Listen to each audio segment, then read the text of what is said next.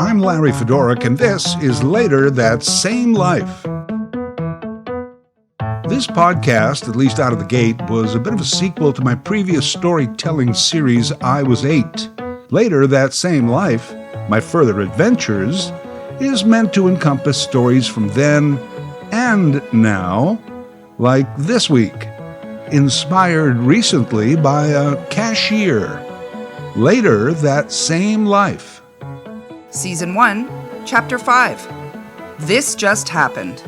The other day on my weekly grocery run, the cashier commented on every item that I put on her conveyor belt. Every item, as she scanned them. Oh, is this the old cheddar? I really prefer the mild. Beep. You should really do these pork chops in the oven. They come out so nice. Beep. Ah, I see someone loves chocolate. Beep. Beep. Beep. Well, I did have a lot of chocolate. You know, the fresh strawberries are on sale today. Well, yes, but I'm a single guy, and I don't know how many strawberries I can eat, and then they'll go bad. This way I can just take a few out at a time, and I guess I could buy the fresh ones and clean them and cut them up and freeze them and then take some out, but that seems like too much work when the frozen ones are pretty good, and why am I defending my grocery purchases to you? Well, of course, this is just all running in my head. I'm not saying anything to her, 'cause I'm stunned into silence, dumbfounded, and at the same time somewhat amazed at her ability to share her inane observations and comments non-stop. You know, it says lactose-free, but I heard it still has lactose. Beep. Have you tried these with onion dip? Beep. Last week a lady bought 6 boxes of these. Beep. My son used to really like these in his school lunches. Beep. I find these don't keep that well. Beep. Oh, just shut up. Shut up. Shut up. Are you a cashier or a food critic? I ended up talking to the manager.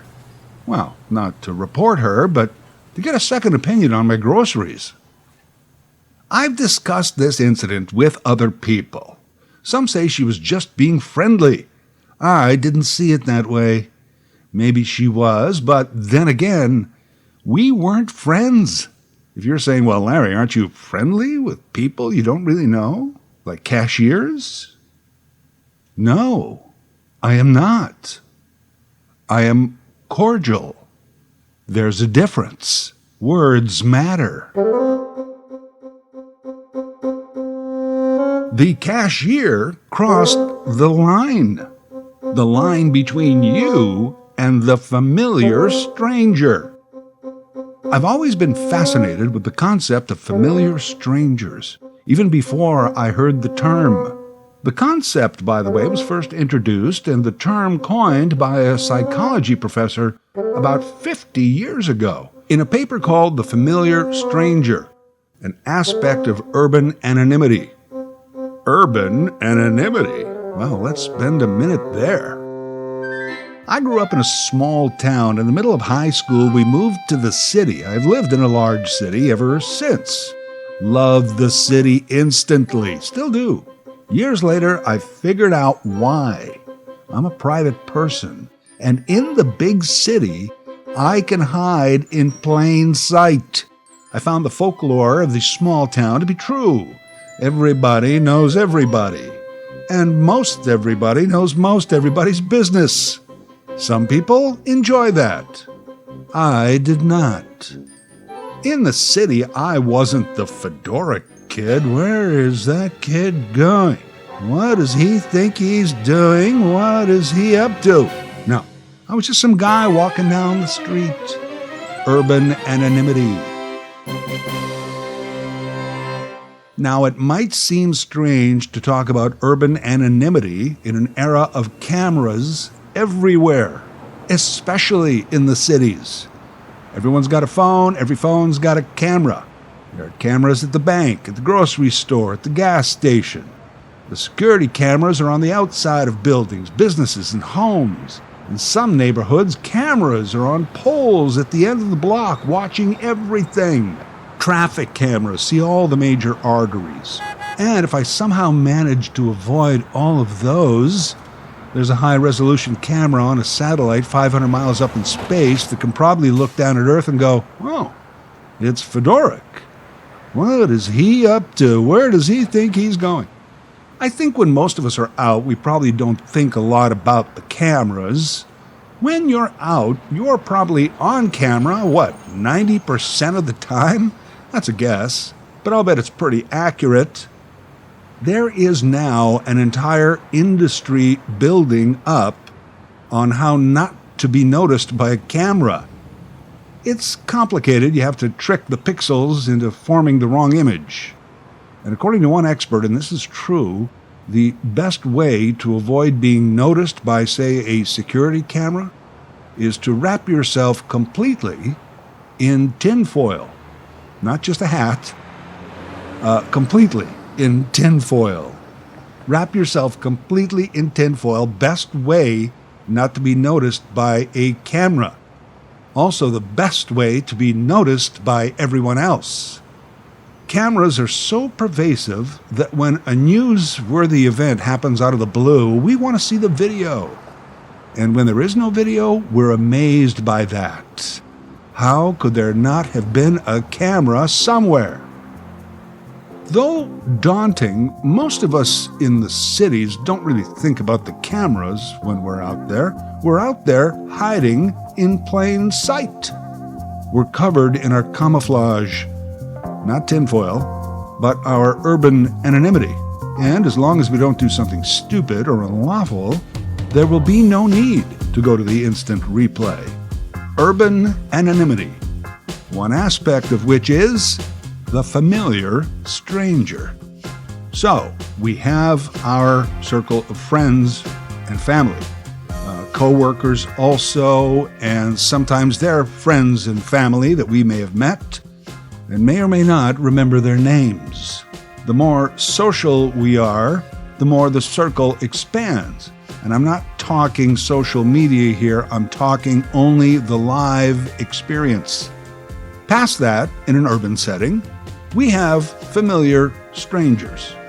People we recognize, but otherwise have little or no interaction with. That same person at the bus stop every day. The old man you always see sitting in the park on the bench.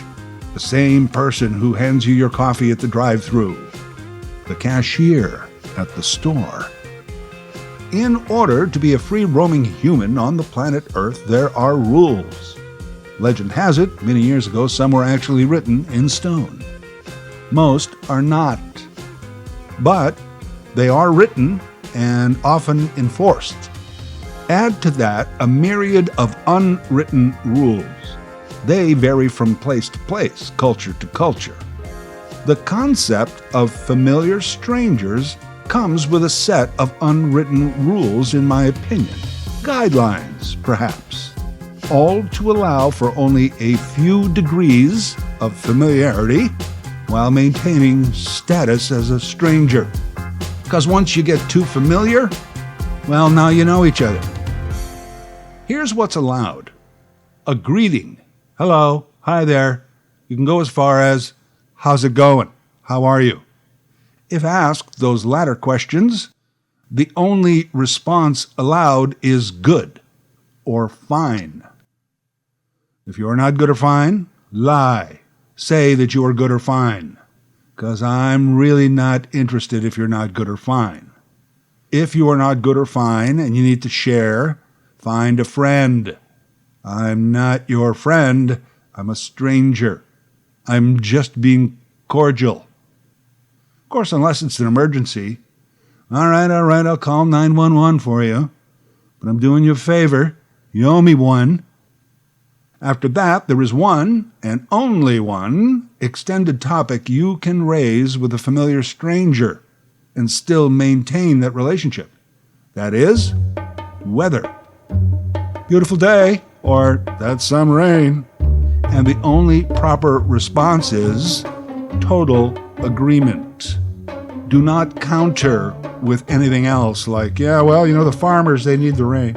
Because even if they do, I'm not up for a conversation about the challenges of making a living in the field of agriculture. At least not with a familiar stranger.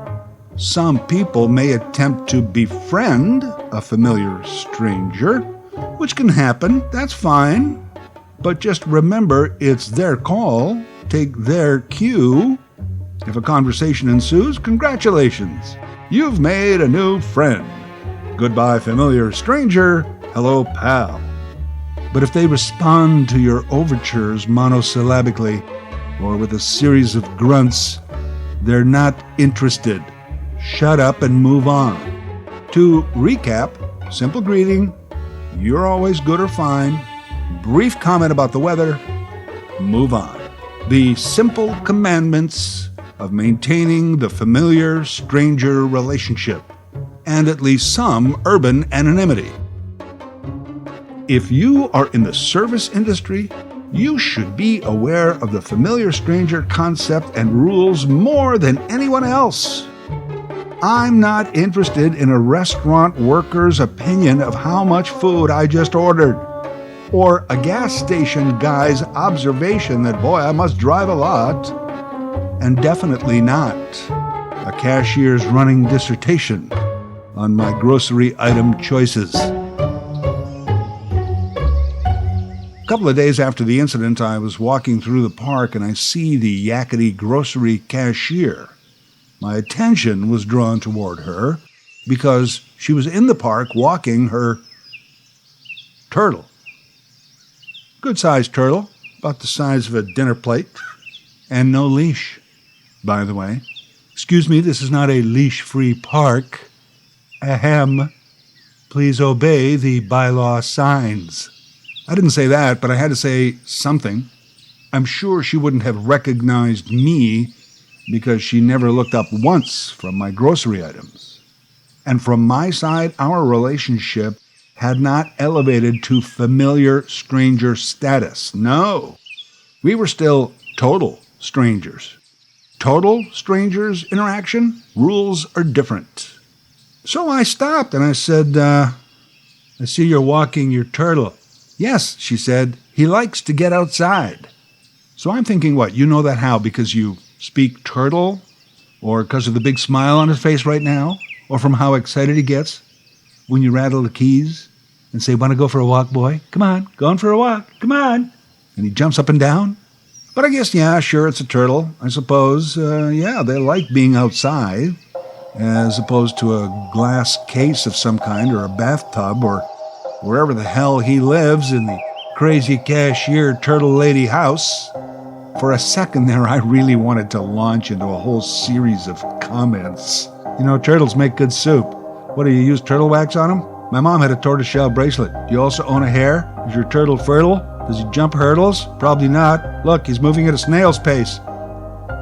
I didn't. I took the high road. I grunted and moved on. That's right. Grunting and moving on is the high road. Never even asked her the turtle's name. Sure, it rhymes with turtle.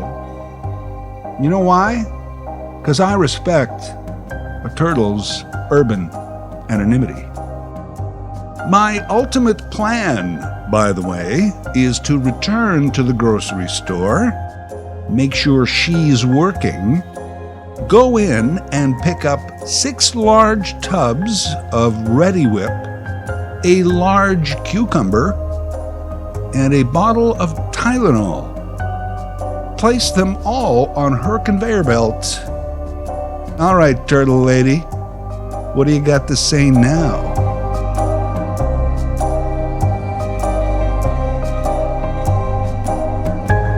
Later That Same Life is written, voiced, and produced by Larry Fedoruk.